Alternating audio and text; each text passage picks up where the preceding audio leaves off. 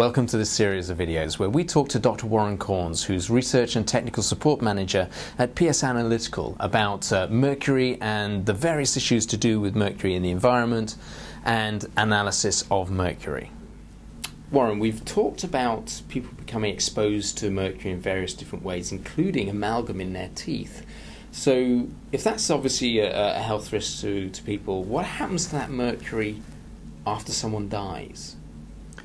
Yes, well, of course, if they're buried, the mercury will eventually go back into the environment and soil. It'll probably take a long time for it to degrade. But of more concern is actually during cremation, because during cremation the dental amalgam will vaporise and be emitted up the crematorium stack. And we have several online instruments monitoring this process.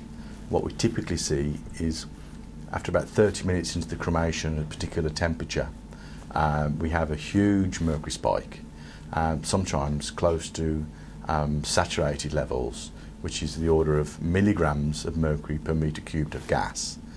And this spike lasts typically for the rest of the cremation before coming back to baseline. And so if you consider a typical crematorium, especially in the UK, it's normally done in historic buildings, so there's very little pollution control on these crematorium, and the mercury that's emitted is typically not abated, so it goes straight into the atmosphere.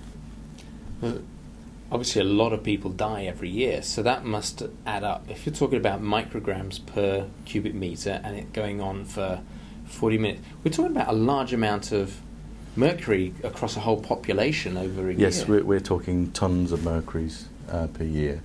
Of course, it depends on the deceased, on how many amalgams that they have and the number of cremations over a particular time.